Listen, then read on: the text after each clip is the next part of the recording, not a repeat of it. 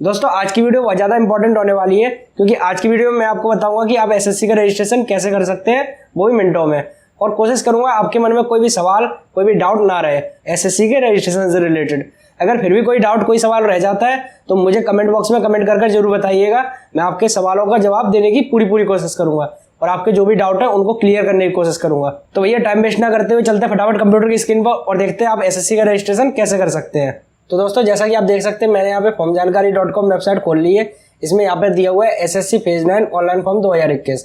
हम इस पर क्लिक करेंगे। ये दोस्तों अभी फॉर्म चल रहे हैं एसएससी फेज 9 के। हम इसी में एसएससी का रजिस्ट्रेशन करने वाले हैं। अब इसमें नीचे जाएंगे इंपॉर्टेंट लिंक्स पर। यहाँ पर आप देख सकते हैं रजिस्ट्रेशन का ऑप्शन दिया हुआ है। हम इस पर क्लिक करेंगे। आप देख सकते हैं यहाँ पर रजिस्ट्रेशन का फॉर्म ओपन हो गया है। आप इस फॉर्म पर गूगल पर एसएससी सर्च कर भी आ सकते हैं। देख लीजिए मैंने गूगल ओपन कर लिया है। यहाँ पर मैं एसएससी सर्च करूंगा और ये लिखा हुआ है स्टाफ सिलेक्शन कमीशन। इस वेबसाइट को ओपन करूंगा।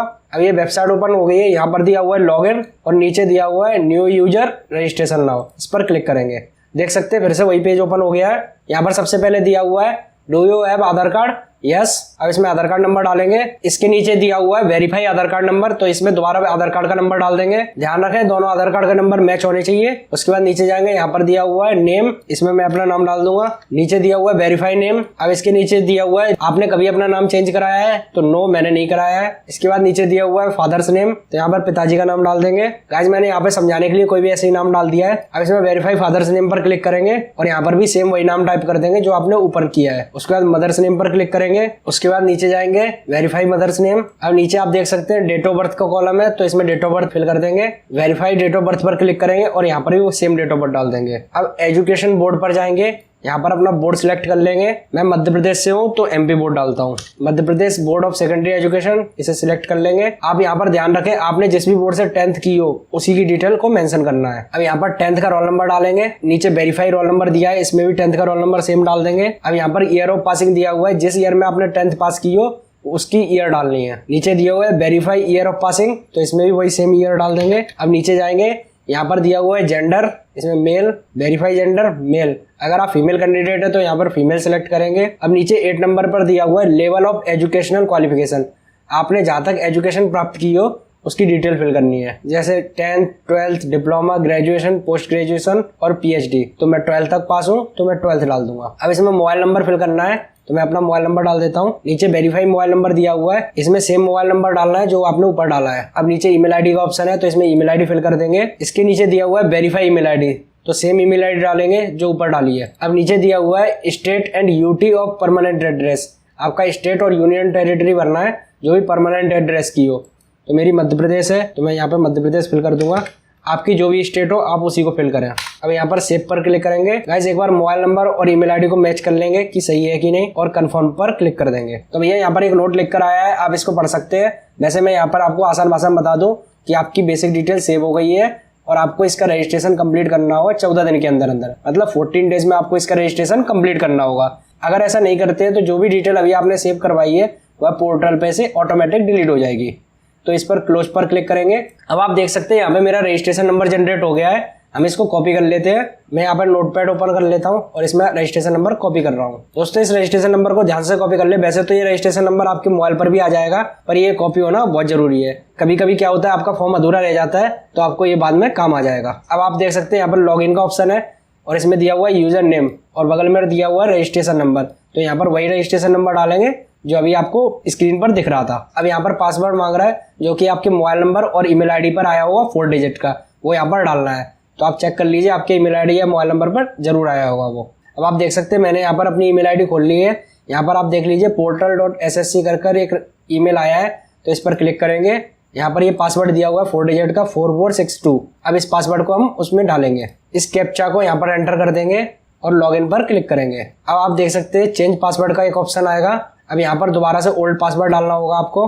अब यहाँ पर नया पासवर्ड डाल देंगे। नया पासवर्ड डालते समय आप इन बातों का जरूर ध्यान रखें कि इसमें एक कैपिटल लेटर होना चाहिए, एक नंबर होना चाहिए, एक स्पेशल कैरेक्टर होना चाहिए और टोटल 8 कैरेक्टर होने चाहिए। मतलब स्पेशल कैरेक्टर में आप हैच, डॉलर ऐसे कोई सिंबल का यूज कर सकते हैं। अब नीचे कंफर्म पासवर्ड में आप दोबारा से उसी पासवर्ड को डालेंगे। अब सबमिट पर क्लिक करेंगे। अब यहाँ पर लिख कर आ रहा है आपका पासवर्ड सक्सेसफुली चेंज हो चुका है और आप लॉगिन करके कंटिन्यू कर सकते हैं अपने फॉर्म को। तो इसको क्लोज करेंगे। अब यहाँ पर दोबारा से रजिस्ट्रेशन नंबर डालना होगा। अब इसमें पासवर्ड में जो अभी हमने पासवर्ड बनाया है उसको डाल देंगे, नीचे कैप्चा डालेंगे, लॉग इन कर देंगे। अब आप देख सकते हैं हमारा रजिस्ट्रेशन पेज फिर से ओपन हो गया है। यहाँ पर सत्यम गुप्ता भी लिख कर आ रहा है और जो रजिस्ट्रेशन नंबर मैंने अभी डाला था वही लिख कर आ रहा है यहाँ पर। अब अगर आपसे रजिस्ट्रेशन में कोई मिस्टेक हो गई है पहले, तो यहाँ पर एडिट पर क्लिक करके आप उसको करेक्शन भी कर सकते हैं। मुझसे नहीं हुई है तो मैं नीचे जाऊँगा और यहाँ पर नेक्स्ट पर क्लिक करेंगे। अब ऊपर जाएंगे, यहाँ पर दिया हुआ कैटेगरी, तो इसमें कैटेगरी डाल देंगे जनरल। मैं जनरल कैटेगरी से हूँ। उसके बाद वेरीफाई कैटेगरी में भी जनरल। नीचे नेशनलिटी दिया हुआ है, इसमें सिटीजन ऑफ इंडिया डाल देंगे। अब बॉडी मार्क दिया हुआ है, इसमें आप अपना बॉडी मार्क डाल सकते हैं, जैसे मैंने यहाँ पे मोल ऑन फेस डाल दिया है। अब नीचे डिसेबिलिटी पूछी गई है, अगर आप डिसेबल पर्सन है, विकलांग है तो यस करेंगे, नहीं तो नो करेंगे। मैंने नो किया है। अगर आप यस करते हैं तो यहाँ पर टाइप ऑफ डिसेबिलिटी पूछी जाएगी, अगर आप नो करते हैं तो इसे भरना नहीं पड़ेगा। अब नीचे जाएंगे, परमानेंट एड्रेस डालना है। मैंने यहाँ पर कोई भी ऐसे अपना एड्रेस डाल दिया है, आप यहाँ पर करेक्ट एड्रेस को फिल करें। अब स्टेट चुनेंगे, मैं मध्य प्रदेश से हूँ तो मैं मध्य प्रदेश डालूंगा। यहाँ पर डिस्ट्रिक्ट फिल करेंगे। दोस्तों मैं भोपाल से नहीं हूँ पर मैं यहाँ पर भोपाल फिल कर रहा हूँ आपको दिखाने के लिए। अब यहाँ पर पिन कोड फिल करेंगे। अब नीचे जाएंगे, अगर आपका प्रेजेंट एड्रेस और परमानेंट एड्रेस अलग अलग है तो यहाँ पर अलग अलग फिल करना है, अगर सेम है तो इस पर यस पर क्लिक कर देंगे। आप देख सकते हैं यहाँ पर वही एड्रेस फिल हो गया जो ऊपर फिल किया था। अब इसमें नीचे जाएंगे और सेव पर क्लिक कर देंगे। अब क्लोज करेंगे। आई एग्री, इसको आप रीड करना चाहे तो कर सकते हैं। मैं आई एग्री पर क्लिक करूंगा और फाइनल सबमिट पर क्लिक कर दूंगा। अब दोस्तों यहाँ पर ओटीपी मांग रहा है, मोबाइल ओटीपी और ईमेल ओटीपी। आप इनमें से कोई भी ओटीपी डाल सकते हैं जो भी आपके पास पहले आ जाए। मैंने यहाँ पर ईमेल खोल रखा है तो मैं ईमेल को दोबारा से खोल लेता हूँ। आप देख सकते हैं यहाँ पर दूसरा ईमेल आ गया portal.ssc की तरफ से। इसे ओपन करते हैं। यहाँ पर ओटीपी दिया हुआ है 5873। अब मैंने ईमेल खोला था तो मैं ईमेल की ओटीपी में डालूंगा। अब इसमें कैप्चा डाल देंगे और सबमिट पर क्लिक कर देंगे। तो दोस्तों हमारा रजिस्ट्रेशन यहाँ पर कंप्लीट हो गया है। You have successfully completed your registration. अब ओके पर क्लिक कर देंगे। अब दोस्तों आपकी एलिजिबिलिटी के हिसाब से जो भी फॉर्म चल रहे होंगे वो यहाँ पर शो हो जाएंगे। जैसे यहाँ पर अप्लाई का ऑप्शन आ रहा है, फेज 9 का फॉर्म चल रहा है जैसा मैंने आपको शुरू में दिखाया था। कांस्टेबल जीडी जो खत्म हो चुके हैं, प्रिंट का ऑप्शन आ रहा है और यहाँ पर आपको डेट भी दिख जाएंगी, स्टार्टिंग डेट, एंड डेट आप यहाँ पर चेक कर सकते हैं। अब अगर आपसे रजिस्ट्रेशन में कोई मिस्टेक हो जाती है तो आप मॉडिफाई रजिस्ट्रेशन पर क्लिक कर सकते हैं और एडिट पर क्लिक करके आप उसमें एडिट कर सकते हैं। तो दोस्तों ये थी कंप्लीट प्रोसेस एसएससी रजिस्ट्रेशन की। मैंने कोशिश की आपको आसान भाषा में समझाने की। अगर फिर भी आपका कोई डाउट रह गया हो तो मुझे कमेंट कर जरूर बताइएगा, मैं आपके डाउट को क्लियर करने की पूरी कोशिश करूंगा। अगर वीडियो अच्छी लगी हो तो वीडियो को एक लाइक कर देना और ऐसी आगे नए नए गवर्नमेंट वैकेंसीज के फॉर्म फिल करने की पूरी प्रोसेस जानने के लिए हमारे चैनल को सब्सक्राइब कर लीजिए। मिलते हैं अगली वीडियो में, तब तक के लिए बाय बाय।